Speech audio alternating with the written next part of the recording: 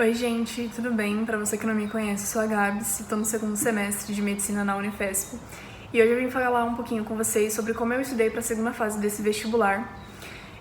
A gente tá num cenário meio diferente, eu já vou pedindo desculpa porque provavelmente esse vídeo vai estar com eco, porque minha casa está sendo reformada e eu tô literalmente caçando os cantinhos pra gravar pra vocês. Foi por isso que eu demorei, inclusive, pra trazer esse vídeo. Mas como vocês estavam quase vindo aqui em casa me dando 2 tapas na cara pra eu criar vergonha e gravar logo esse vídeo, eu decidi vir assim mesmo, com eco ou sem. É isso que temos pra hoje. Lembrando vocês que a gente já tem vídeo de como eu estudei para a primeira fase desse vestibular. Vou deixar aqui nos cards para você ver depois, caso você se interesse. E antes da gente começar de fato o vídeo, eu gostaria de relembrar de como é o vestibular da Unifesp. A Unifesp, ela tem um vestibular próprio para o curso de Medicina e ela usa a nota do Enem também para calcular a média deles lá, né? Enfim, é uma conta meio doida, mas ela usa apenas o número de acertos no Enem e a nota da redação. Ela não vai usar a sua TRI. Tá bom? E aí depois você faz 2 provas em 2 dias seguidos. Ano passado foi no dia 19 e dia 20 de dezembro, costuma ser um dos últimos vestibulares. E no primeiro dia a gente faz 25 questões de múltipla escolha de português e inglês e uma redação. E no segundo dia já são as questões discursivas, e aí são 20 questões, 5 de matemática, 5 de química, 5 de biologia e 5 de física. A grande questão da segunda fase da Unifesp pra mim era que eu não sabia nem como começava a escrever uma resposta discursiva. Então, às vezes eu até sabia responder a questão, mas na hora que eu escrevia, eu me embananava, ficava muito confuso, tinha informação a mais que não precisava, às vezes tinha informação de menos. Então, assim, eu precisava treinar a minha escrita. Então, antes de eu sentar uma tarde, pegar uma prova de 20 questões discursivas da Unifesp pra resolver e resolver ela numa tacada só, eu treinava questões avulsas. Então, como eu fazia? De segunda a sexta, mais ou menos, eu pegava 2 questões discursivas para responder por dia. E a matéria obrigatória era matemática. Então, segunda-feira eu resolvi uma questão de matemática e uma de física. Na terça, uma de biologia e uma de matemática. Na quarta, uma de química e uma de matemática. Matemática eu fazia todos os dias, né? E aí eu sempre levava pro plantão e via se minha resposta estava ok, se não estava, o que estava faltando. E assim eu ia treinando a minha resposta discursiva. Lembrando que eu comecei a fazer isso mais ou menos um pouquinho antes das férias de meio de ano. E aí, mais ou menos lá para novembro, eu comecei a focar realmente na Unifesp. Porque no meu segundo semestre, eu estava treinando questões discursivas para supostamente todas as segundas fases que eu ia fazer. Então eu tava treinando questões do Einstein, da Unesp, da FUVEST, da Unifesp. E aí mais ou menos lá para novembro eu comecei a focar realmente só na Unifesp, porque que nem eu disse antes, a Unifesp ela aconteceu dia 19 e dia 20 de dezembro e foi o último vestibular que eu tinha para fazer. Então a rotina ficou mais leve, porque a FUVEST já tinha passado, o Enem já tinha passado, o Einstein já tinha passado, enfim, só sobrou a Unifesp mesmo que eu tinha para focar e tudo mais. Então, sempre depois que eu terminava de fazer as minhas 2 questõezinhas, eu já partia para correção para não esquecer.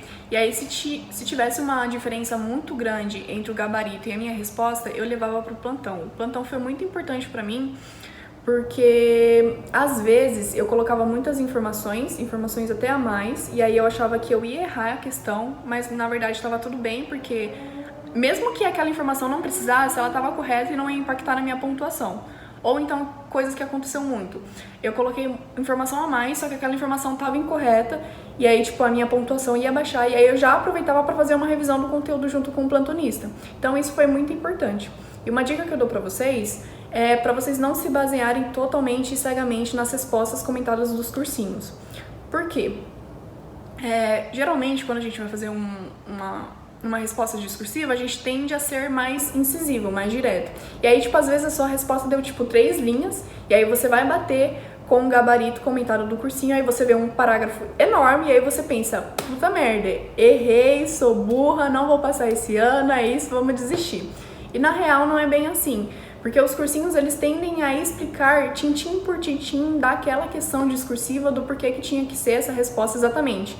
Então você não precisa se basear totalmente naquela resposta. Sua resposta não precisa ter um parágrafo enorme para estar correta. Então, isso era uma coisa que acontecia muito e que me frustrava. Então, tipo assim, vamos evitar esse tipo de frustração. pega sempre a grade de correção daquela prova, porque aí você vai vendo, tipo, meio se a pessoa citou isso, se ela justificou com isso, isso e isso. E aí você vai sendo mais incisivo na sua resposta, e aí você não precisa também ficar no plantão toda hora pra entender o porquê que, tipo, você citou e errou, esse tipo de coisa, sabe? Eu não fiz nenhum cursinho específico para as segundas fases. No ano que eu passei, eu fiz ângulo presencial. E assim, o conteúdo foi suficiente para todos os vestibulares que eu prestei. O problema não estava sendo a carga de informações que eu estava recebendo do cursinho, e sim como eu manejava a revisão dessa carga de informações, entende? Então, sempre que eu estava corrigindo as questões, eu classificava o meu tipo de erro. Se era por interpretação, se era por falta de tempo, se era por falta de conteúdo. E assim, se fosse por falta de conteúdo que eu ainda não tinha visto, que eventualmente mais pra frente no cursinho eu ia ter esse tipo de conteúdo, gente, eu nem me preocupava em aprender naquele momento, eu só deixava de lado, e aí quando eu estivesse aprendendo o conteúdo de fato, eu revisava aquela questão, eu refazia ela, e aí eu via o que estava errado e o porquê estava errado, sabe? Eu gostava muito de fazer questões de bancas diferentes, porque isso me passava uma certa segurança.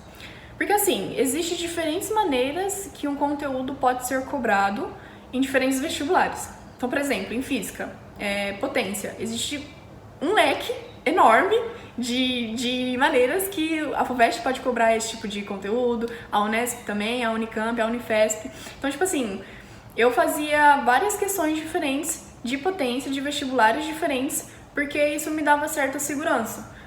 Se caísse um exercício de aplicação de fórmula básica, eu ia saber resolver, mas também se caísse um exercício que envolvesse uma interpretação, um raciocínio muito fora da caixinha, eu também ia saber resolver, porque eu já estava treinando para isso com as diferentes bancas, entende? E aí você vai meio que se habituando, e isso ia me passando certa segurança.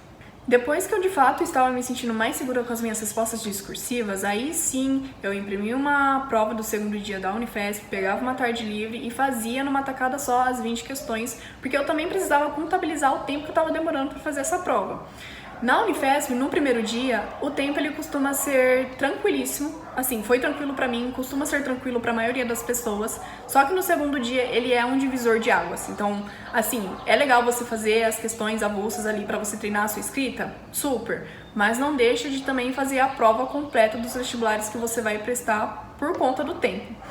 E uma coisa que eu achava super importante era anotar o tempo que eu estava levando para cada questão de matemática e cada questão de física no segundo dia da Unifesp. Porque biologia e química era muito mais tranquilo para mim, geralmente eu sempre resolvia antes do tempo previsto para cada questão, era tranquilo. E aí sobrava um tempo maior para física e matemática, mas assim, a Unifesp costuma cobrar um raciocínio muito fora da caixa para matemática. Então, sempre nas questões de matemática da Unifesp eu me enroscava. Então, eu sempre estava anotando, nossa, nessa questão eu levei 10 minutos para resolver, nessa aqui demorou 15, nessa aqui demorou 18, e aí eu via até o que eu estava tranquilo em questão de conteúdo e o que eu não estava. O lance da segunda fase é que você não tem muita brecha pra, fazer resumo e tal. É uma coisa mais prática. Você vai ter que dar a cara pra bater? Sim. E vai ter que ter um bom método de revisão. Porque na Unifesp, em Química, por exemplo, cai coisas básicas que a gente vê lá no início do ano, assim, em março, sabe? E aí, chega novembro, você já nem lembra mais. Como, por exemplo, distribuição eletrônica. Eu tive que rever distribuição eletrônica em novembro, porque a Unifesp gosta de cobrar. E isso é dado lá no início do ano e eu já nem lembrava mais. Então, assim, elabore um bom plano de revisão para você. 2 coisas essenciais que eu acho que você deveria fazer caso você ainda não tenha feito. Primeira delas, largar a calculadora. Se você tem um vício em usar a calculadora nas suas resoluções de exercícios de exatas, vamos ter que estar largando. Porque assim, na Unifesp vai cair número chato. Gente, vai cair número quebrado para você fazer divisão, para você fazer multiplicação. Você vai ter que ter um jogo de cintura muito grande para resolver esse problemão. Então assim, já se habitue a isso. Já se habitue a esse cenário, porque vai cair. Principalmente em Química. E começar a treinar as redações, as questões discursivas, caso ainda você não começou. Estamos no mês 8, entrando no mês 9, e que nem eu disse pra vocês, eu comecei a treinar um pouquinho antes das minhas férias de meio de ano, mas por conta da minha dificuldade em escrever uma resposta discursiva. Às vezes você tem certa facilidade, tá tudo bem, não estou dizendo que vai dar errado, mas assim, se você não começou, vamos começar. Falando um pouquinho de como é cobrado certas matérias. Em biologia, geralmente o primeiro comando é uma coisa mais básica, do tipo conceitue ou cite, e os conteúdos também são bem básicos, do tipo pirâmides, relações ecológicas. E aí no segundo comando já é algo mais específico, mais trabalhoso, tipo aquelas questões de genética que você tem que falar a probabilidade do filho nascer assim, assim, assado e tudo mais, já são essas questões mais chatinhas. Em química, cai muito assunto básico, eu acho química tranquilo, porque eu tinha certa facilidade em química no cursinho. E aí cai questões de tabela periódica, de cátion, ânion, distribuição eletrônica, que nem eu falei pra vocês, estequiometria. E em estequiometria sempre cai número quebrado, por isso que eu falei da calculadora. Matemática, um terror, convenhamos. Eu acho que no meu ano de aplicação eu deixei uma questão inteira de matemática sem nenhuma resposta, porque eu não sabia fazer, o tempo estava curto, e aí eu preferi terminar física em vez de terminar matemática. Então, assim, envolve um jogo de cintura muito grande que na época eu não desenvolvi, porque os assuntos cobrados, às vezes, pode ser até ok, tipo assim, até básico, mas o raciocínio que você leva para resolver aquela questão de matemática é surreal. Às vezes eu acho que, tipo assim, o professor ia corrigir a questão da Unifesp, principalmente aquela da palmeira de regar, sabe? E eu ficava, gente, não é possível que alguém teve esse tipo de raciocínio no meio da prova, com um pico de ansiedade e estresse aqui em cima, pra resolver essa questão e conseguiu acertar. E assim, eu acho uma qualidade muito incrível que eu não tive. Então, assim, às vezes é até ok em questão de conteúdo, tipo assim, sempre vai cair combinatória sempre cai, mas o raciocínio que você leva pra resolver aquele exercício de combinatória é surreal, então você precisa treinar muito. Não tenho muitas dicas pra dar em matemática, porque foi um terror no meu ano, sempre é. Então, assim, eu acho que a dica master você precisa dedicar um tempo pra matemática, mesmo que você não goste, porque você pode ir até bem nas outras matérias, tipo biologia, física e química, mas se você for muito mal em matemática, eu acho que isso pode te afundar um pouco. Então, assim, não deixa a matemática de lado, faça exercício, vai no plantão, elabore 300 metros de revisão, reze 5 Ave Marias, 2 Pai Nosso, ou o que quer que seja que você acredita. Vamos acender uma vela de 7 dias até se possível, porque o negócio é complicado. Em física é mais do mesmo, galera, e assim, não são exercícios mirabolantes. Apesar de ter dificuldade em física e matemática, eu achei física mais tranquila na Unifesp do que matemática em si. Então, às vezes o exercício pede só uma aplicação de fórmula e tá tudo bem, não tem que exemplificar nada, não tem que desenhar nada, tá tudo certo. Cai potência, cai elétrica, cai os movimentos lá, né, sei lá, circular, retilíneo, uniforme, sei lá das quantas. Então, assim, é mais do mesmo e, assim, dá pra ir sem medo se você estudar, ok? Dá pra ir tranquilamente em física.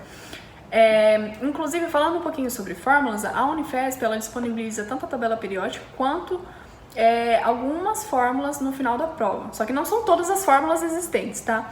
Só que eu não fui uma pessoa que confiava, primeiro porque eu não queria perder um pouco de tempo voltando sempre no final da prova para procurar uma fórmula que eu precisava.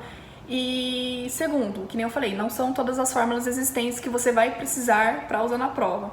Então eu preferi decorar mesmo lá no meu ano de cursinho, porque assim, tinha que decorar para as outras também. Tinha que decorar para a Unesp, tinha que decorar para o Einstein, tinha que decorar para a FUVEST. Então decorar não ia fazer mal nenhum. Então eu nunca fui assim, não vou decorar essa fórmula porque vai estar lá. Às vezes pode não estar lá. Bom, gente, sei que eu demorei mais do que eu deveria para trazer esse vídeo, mas tá aí. Eu espero muito que vocês tenham gostado. Não se esqueçam de se inscrever no canal e de me seguirem nas outras redes sociais. Qualquer dúvida pode deixar aí nos comentários que eu respondo assim que possível. Assim que eu tiver uma folga da vida universitária, eu prometo que eu respondo vocês. Mas se for urgente, me chamem no Instagram, porque eu tô sempre por lá e é mais fácil de eu ver. Por hoje é só. Um beijo e até o próximo vídeo.